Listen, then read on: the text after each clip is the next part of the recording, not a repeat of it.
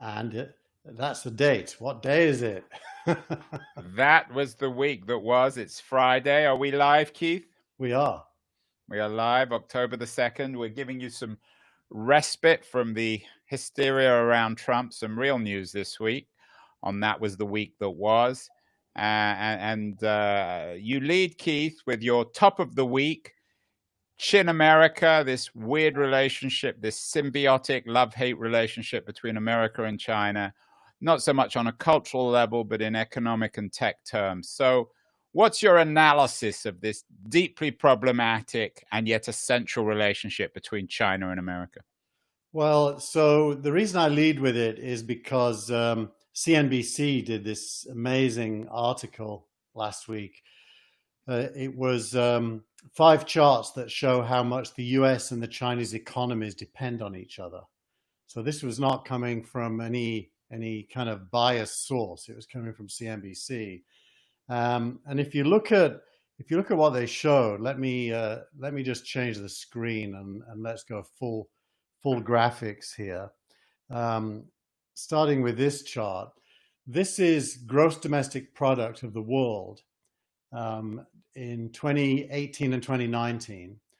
And it's measured in something called producer pricing parity, which means it's roughly comparing apples to apples. China, when measured this way, is by far and away the largest economy in the world now. And its distance from the US is accelerating. If you measure it in just absolute dollars, the US is still first. Let me take off that lower third caption, you'll be able to see it better. US is still first. It's got the biggest absolute amount of dollars in GDP, and China is second. But when you zoom out to the trend, the orange line here is China as a percentage of world GDP, and the blue line is America, just measured in absolute dollars. So clearly, at some point quite soon, China is even going to be bigger than America measured in absolute dollars. Well, what CNBC do is then they show these 2 graphs. The first is that, this is the first half of 2020. China's trade surplus with America was $142 billion. And America's service surplus with China was only $11 billion. So America only compensates for 10% of its loss to China through services. So you can see the rate of change is absolutely massive. Let me just put you back on. For our audience, Keith, for venture capitalists, for tech investors and entrepreneurs, what does this all mean? It means that the anti-China TikTok stance is completely the opposite of America's strategic self-interest. What America should be doing, going back to the Nixon era, America should be embracing the economy, which is going to be the largest in the world soon, for the purposes of A, slowing it down, and B, selling to it. And if it doesn't do that, it can only be the victim of this process instead of managing it. It reminds me of when the UK embraced the US, not out of love actually, but out of a desire to control change. And if you disengage from change, you don't control it anymore. I get this, but this is something that comes up every week almost, and this is an area I think we disagree on. You're very idealistic about this globalist future. You're almost dogmatic in your refusal to accept the reality of the world, and that reality is nationalism, whether you like it or not, whether or not it's in America's interest. I mean, we know where Trump stands on this, but even Biden now is sort of ambivalent about free trade. So this idea of suddenly American politicians embracing China and Chinese industry and Chinese trade is simply not going to happen. Actually, we're more aligned than you realize. I agree with you that the dominant trend in the world is nationalism. And I agree with you that the dominant instinct is to fight and not to cooperate. So when I talk about globalism, It's a preferred future, not a likely future.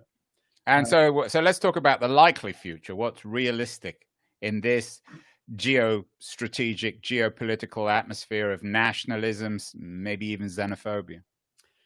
It's interesting. I've been watching this Netflix show called Babylon Berlin. I don't know if you've seen it. I've heard of it. Yeah, I wanted to watch it. There's about 100 series. It seems a bit long for me. Well, it's set in 1929, and 1929 was right in the middle of that period where global businesses started to be compelled to become national.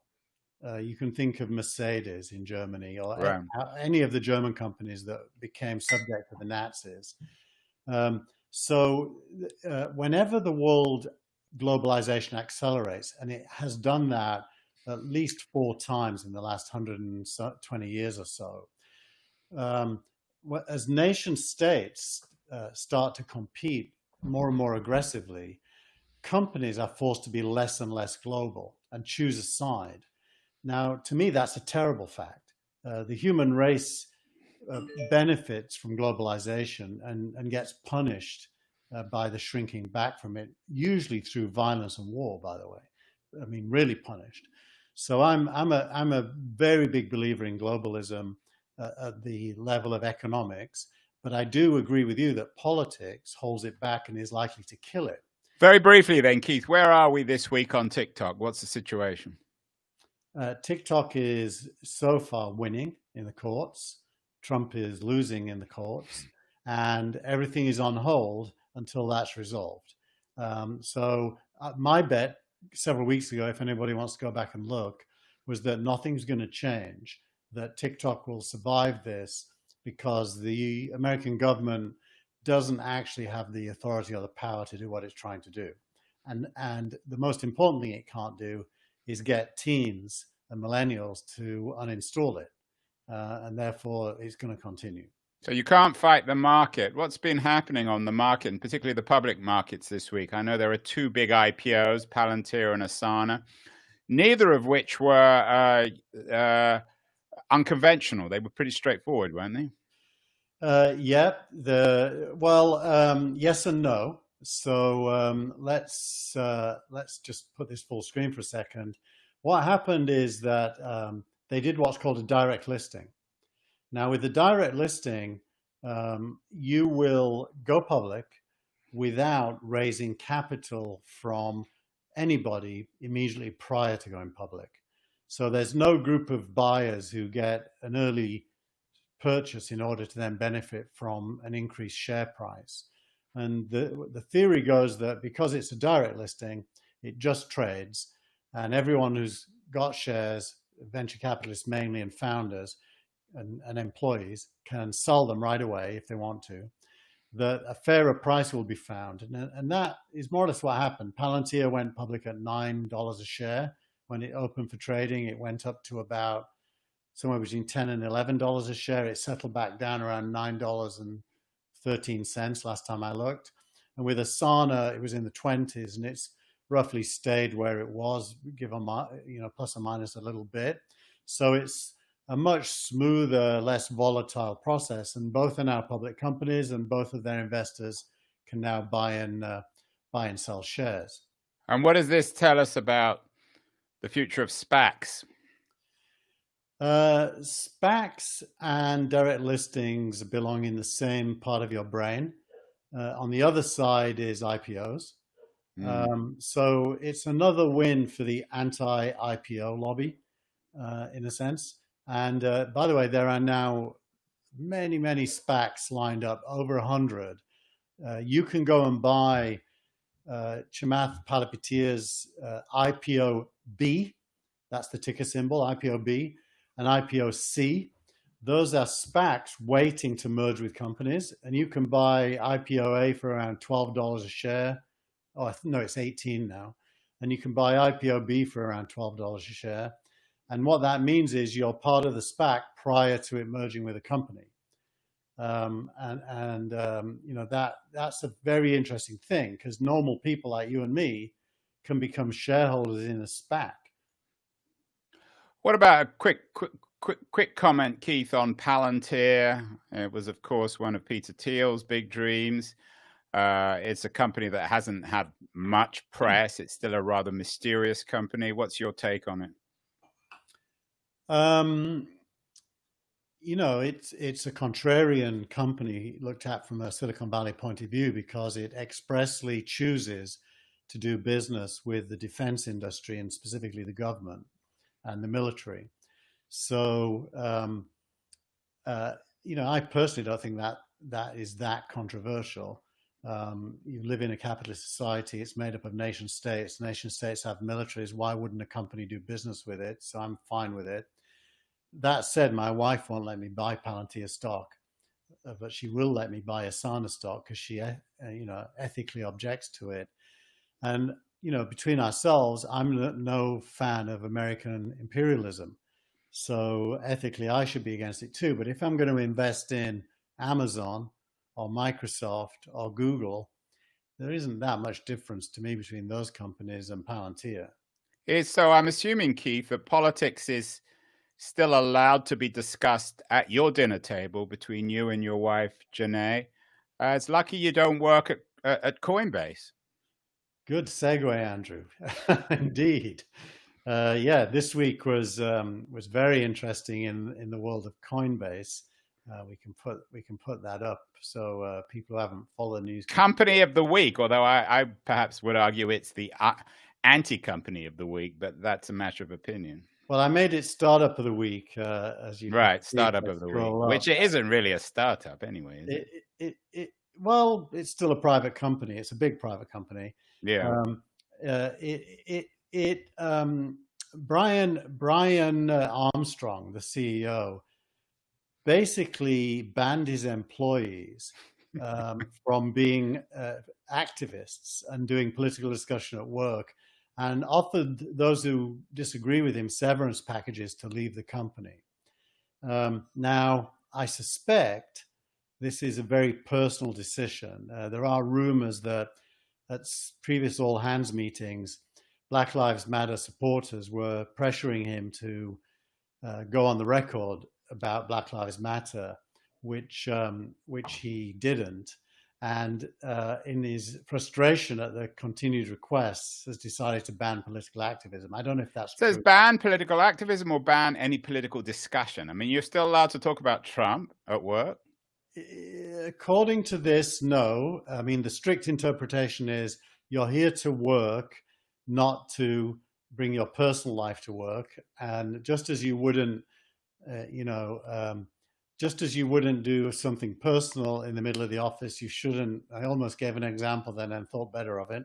So too, you shouldn't bring your. No, say it. Come on, can't tantalize the audience. No, I'm definitely not gonna. There's no censorship on that. Was the week there was? You can offend me. You can offend anyone you want. Well, just as you wouldn't kiss your wife in the middle of the office, to give the polite version of what I was thinking, neither would you.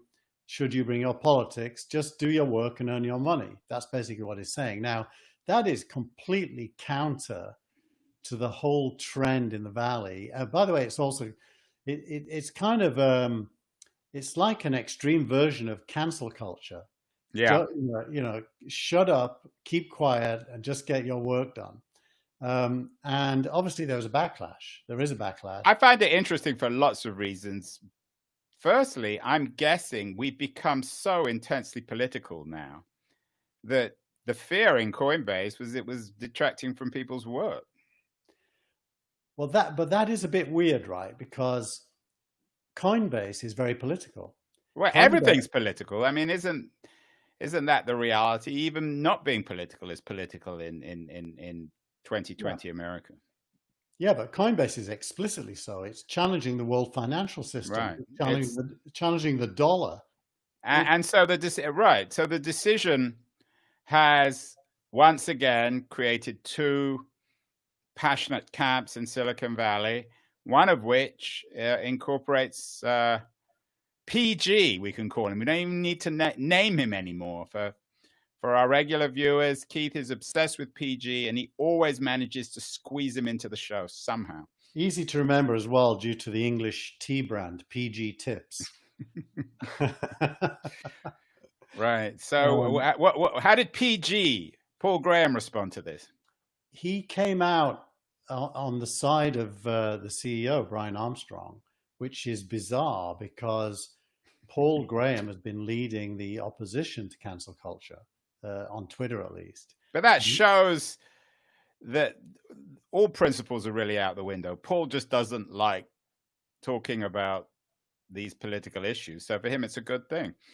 Well, I think it's also that he has a close relationship to Coinbase. So if I put this back on and just scroll up a bit, the story before it is that Coinbase and Y Combinator both invested in a new startup that's challenging the banking system, Maltis. So they're clearly allies and friends, and so it could be that Paul Graham just being loyal to a friend, but in doing so, he's contradicting his previous stance. Now, by contrast, Jack Dorsey and the previous CEO of Twitter, Dick Costolo, both came out against Brian Armstrong, arguing that politics is, not disconnected from business, and the twain should meet, not be separated.